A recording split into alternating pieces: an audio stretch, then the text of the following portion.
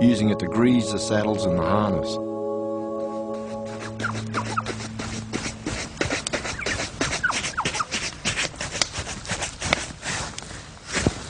Old habits die hard.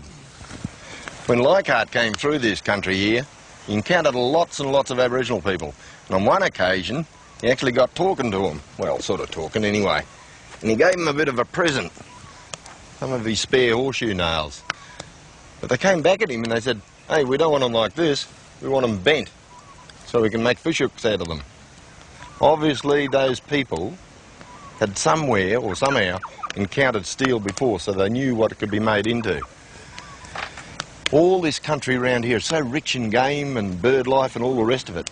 It supported quite a lot of Aboriginal people back in those days. And if you look very, very carefully, you can still see signs of that era.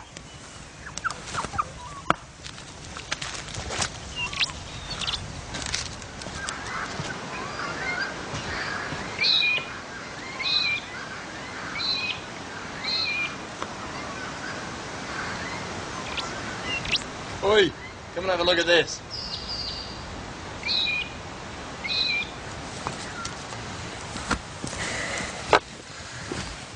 I've seen a lot of rock etchings in my time, but I've never seen anything like this. Look at this, these feet are absolutely superb. And there's lots and lots of them around all these rocks here. You can see that they've been chipped into the rock, and somehow the winds move the sand across and it's all collected there and they really jump out at you. Come on, I'll show you something else.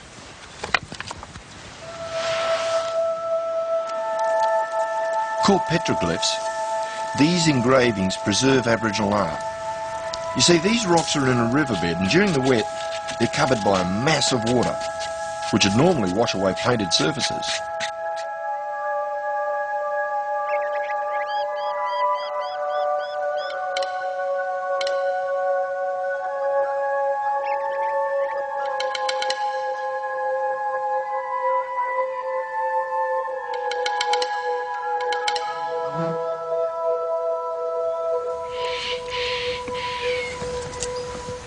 Back to Mr. Leichhardt.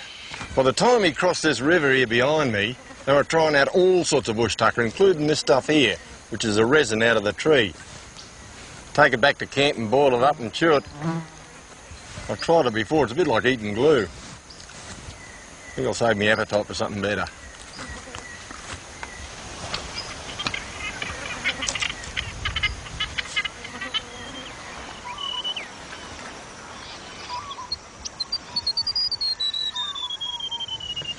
I might try and catch a few yabbies, knock up a bit of a yabby pot here. This place here used to be a cattle property, so you can find all sorts of junk lying around the place. I found this old flour drum up the way there. Back in Leichhardt's day, of course, they didn't have drums of flour, they had bags of flour. And he lost about 60 pounds of it by the time he got here. So he's running short on flour as well as everything else. Banged a few holes in it with the back of the pick. Should work like a beauty. Lump of meat on a bit of wire, which is what the yabbies want.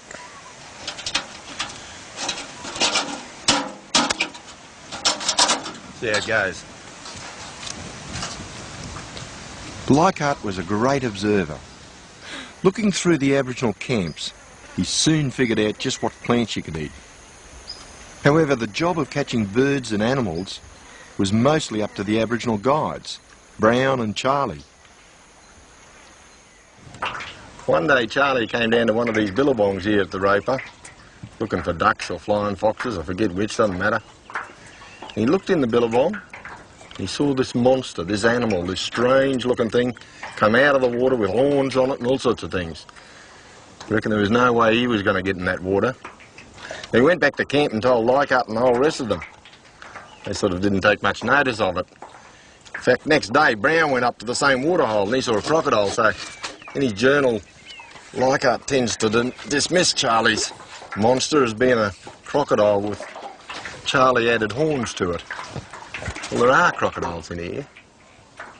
And I guess it's just as well Charlie didn't get in the water because it might have been goodbye Charlie.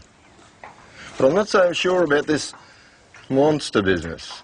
I think Charlie saw what Charlie saw. We might be able to figure it out.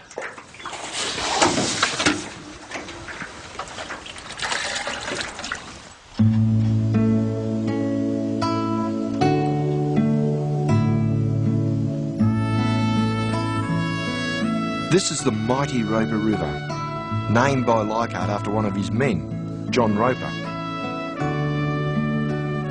The river was to be the expedition's next big challenge.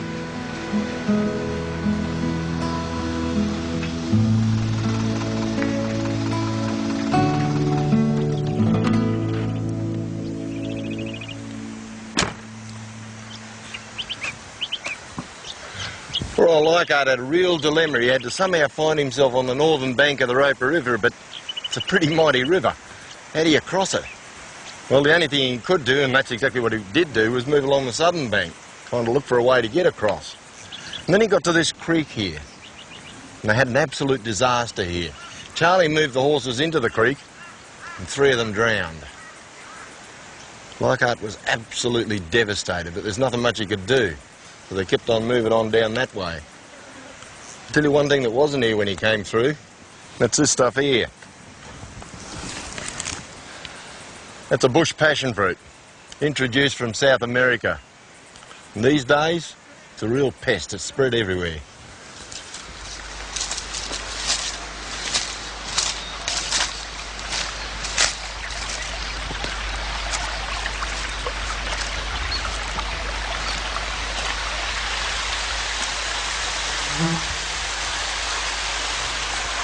That's the Roper River Bar crossing.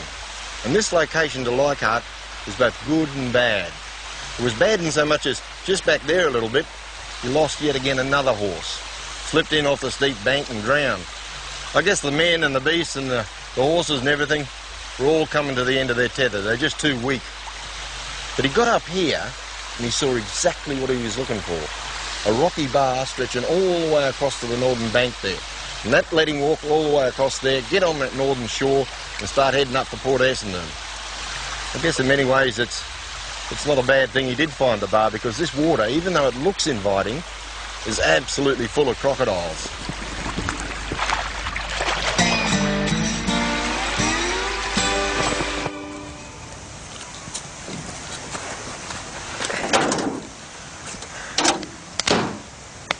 Oh, I got some.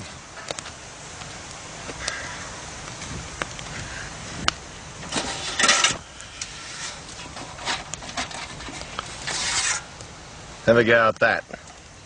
These things, when you cook them up, just exactly the same as prawns. Terrific eating, these things.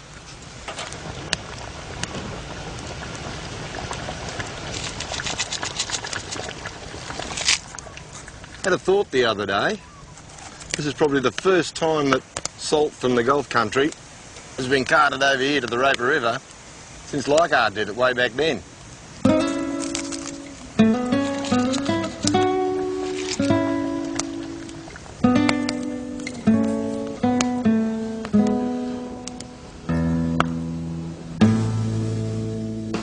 They'd now been travelling for 13 months, and they're still a long way short of their goal.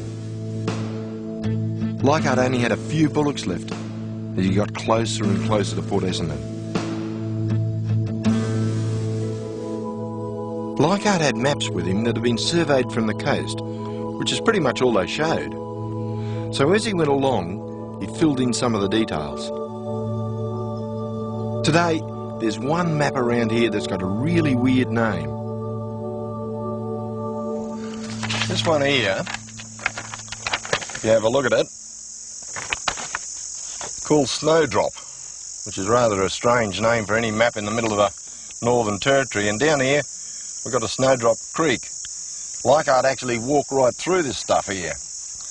But how come we've got a name like Snowdrop for a map in the Northern Territory? For years that puzzled me. And a few years back I happened to read Leichhardt's journal. I found the answer. Remember though that Leichhardt, when he left Toowoomba, started off with something like 16 bullocks to eat along the way.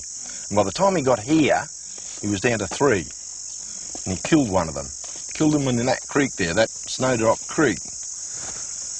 The bullock's name was Snowdrop because he had a little white dot on the front of his forehead here. So I guess Snowdrop got not only a map named after him, but also a creek.